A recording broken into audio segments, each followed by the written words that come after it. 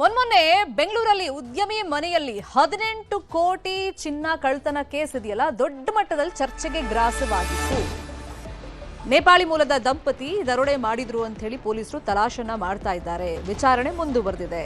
ಹಾಗಾದ್ರೆ 4 ದಿನವಾದರೂ ದರೋಡೆಯಾದ ಚಿನ್ನದ ಬಗ್ಗೆ ಸುಳಿವಿಲ್ಲ. ಅವ್ರು ಏನ್ ಮಾಡಬಹುದಾಗಿತ್ತು?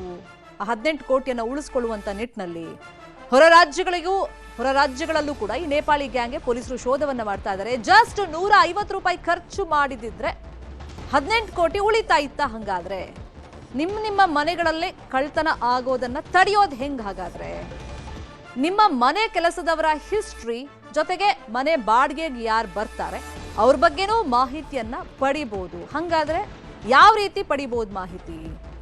ಯಾವ್ದಾದ್ರೂ ಕೇಸ್ ಅವ್ರ ಮೇಲೆ ಇದೆಯಾ?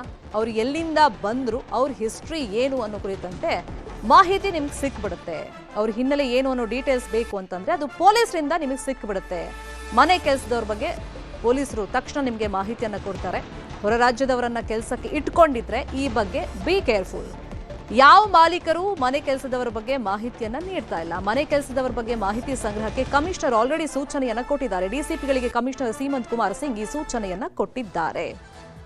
ಬೆಂಗಳೂರಲ್ಲಿ 18 ಕೋಟಿ ಚಿನ್ನ ಕಳವು ಪ್ರಕರಣ ಏನಿದೆ ದೊಡ್ಡ ಮಟ್ಟದಲ್ಲಿ ಸುದ್ದಿ ಆದ್ಮೇಲೆ ಪೊಲೀಸರು ಅಲರ್ಟ್ ಆಗಿದ್ದಾರೆ. ಇನ್ನು ಮಾಲೀಕರು ಕೂಡ ಈಗ ಕೆಲಸದವ್ರು ಸಿಕ್ಕರೆ ಸಾಕಾಗುತ್ತೆ ಎಷ್ಟೋ ಸಂದರ್ಭಗಳಲ್ಲಿ. ಹಾಗಾಗಿ ಅವ್ರ ಬ್ಯಾಕ್ ಗ್ರೌಂಡ್ ಕೂಡ ಸರಿಯಾಗಿ ವಿಚಾರಿಸೋದೇ ಇಲ್ಲ.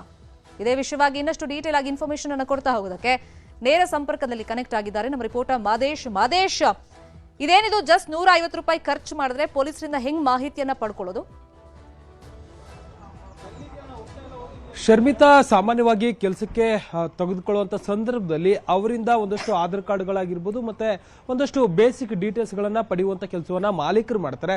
ಆದ್ರೆ ಅವರ ಹಿನ್ನೆಲೆ ಕರೆಕ್ಟ್ ಆಗಿ ಗೊತ್ತಿರಲ್ಲ. ಅದರಲ್ಲೂ ಕೂಡ ಈ ನೇಪಾಳ ಮೂಲದವರಾಗಿರ್ಬೋದು ಮತ್ತೆ ಉತ್ತರ ಭಾರತದ ಮೂಲದವರು ಮತ್ತೆ ಬೇರೆ ಕಡೆಯಿಂದ ಬಂದಂತವ್ರು ಏನಿದ್ದಾರೆ ಅವರು ಯಾವ ರೀತಿ ಇರ್ತಾರೆ, ಅವರ ಹಿನ್ನೆಲೆ ಏನು, ಅವರ ಒಂದು ಆಕ್ಟಿವಿಟಿ ಏನಿರುತ್ತೆ ಅನ್ನೋದು ಗೊತ್ತಾಗಿರಲ್ಲ. ಆದ್ರೆ ಆ ಒಂದು ಸಂದರ್ಭಕ್ಕೆ ನಮಗೆ ಮನೆ ಕೆಲಸಕ್ಕೆ ಬೇಕಾಗಿರ್ತಾರೆ, ಎಲ್ಲ ಕೆಲಸವೂ ಕೂಡ ನಮಗೆ ಮಾಡ್ತಾರೆ ಅನ್ನುವಂಥ ನಿಟ್ಟಿನಲ್ಲಿ ಮಾಲೀಕರು ಅವರನ್ನ ಕೆಲಸಕ್ಕೆ ತೆಗೆದುಕೊಳ್ಳುವಂತ ಕೆಲಸವನ್ನು ಮಾಡ್ತಾರೆ. ಆದ್ರೆ ಅಂತವರನ್ನ ನಂಬಿದರಿಂದಲೇ ಈ ರೀತಿಯಾದಂತಹ ಕೃತ್ಯಗಳೇ ಸಿಗಲಾಗುತ್ತೆ. ಅಂದ್ರೆ ಇತ್ತೀಚೆಗಷ್ಟೇ ಮಾರ್ತಾಳಿ ಪೊಲೀಸ್ ಠಾಣಾ ವ್ಯಾಪ್ತಿಯಲ್ಲಿ ಮನೆಯಲ್ಲಿದ್ದಂತಹ ದಂಪತಿ, ನೇಪಾಳ ಮೂಲದ ದಂಪತಿ ಇಬ್ರು ಕೂಡ ಮನೆಯಲ್ಲಿದ್ದಂತಹ ಚಿನ್ನಾಭರಣಗಳನ್ನಲ್ಲ, ಒಂದಲ್ಲ ಎರಡಲ್ಲ 18 ಕೋಟಿ ಮೌಲ್ಯದ ಚಿನ್ನಾಭರಣಗಳನ್ನ ದೋಚಿದ್ರು. ಆದ್ರೆ ಈ ರೀತಿಯಾದಂತಹ ಪ್ರಕರಣಗಳಕ್ಕೂ ಮುನ್ನ ಮಾಲೀಕರು ಎಚ್ಚೆತ್ತುಕೊಳ್ಬೇಕಾಗಿರುತ್ತೆ. ಯಾಕಂದ್ರೆ ಯಾವುದೇ ವ್ಯಕ್ತಿಯನ್ನ ತಮ್ಮ ಕಂಪನಿಗಳು ಇರ್ತಾವಲ್ಲ, ತಮ್ಮ ಕಂಪನಿಗಳಿಗೆ ಯಾರನ್ನಾದ್ರೂ ಎಂಪ್ಲಾಯಿಗಳನ್ನ ತೆಗೆದುಕೊಳ್ಳುವಂತ ಸಂದರ್ಭದಲ್ಲಿ ಅವರ ಬ್ಯಾಕ್ ಗ್ರೌಂಡ್ ವೆರಿಫಿಕೇಶನ್ ಅನ್ನ ಮಾಡುವಂತ ಕೆಲಸವನ್ನ ಮಾಡಲಾಗುತ್ತೆ. ಬೇರೆ ದೊಡ್ಡ ಕಂಪನಿಗಳಲ್ಲಿ ಈ ರೀತಿಯಾಗಿ ಮಾಡಲಾಗುತ್ತೆ. ಅದೇ ರೀತಿಯಾಗಿ ಇಂತಹ ಮನೆ ಕೆಲಸದವರನ್ನ ತೆಗೆದುಕೊಳ್ಳುವಂತ ಸಂದರ್ಭದಲ್ಲೂ ಕೂಡ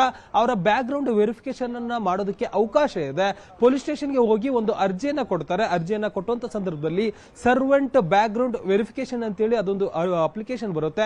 ಆ ಒಂದು ಅಪ್ಲಿಕೇಶನ್ ಅನ್ನ ತುಂಬಿ 150 ರೂಪಾಯಿ ಶುಲ್ಕವನ್ನ ಕಟ್ಟಿದ್ರೆ ಪೊಲೀಸರೇ ಆ ಒಂದು ವ್ಯಕ್ತಿಗಳ ಹಿನ್ನೆಲೆಯನ್ನ ತೆಗೆದುಕೊಳ್ಳುವಂತ ಕೆಲಸವನ್ನ ಮಾಡ್ತಾರೆ.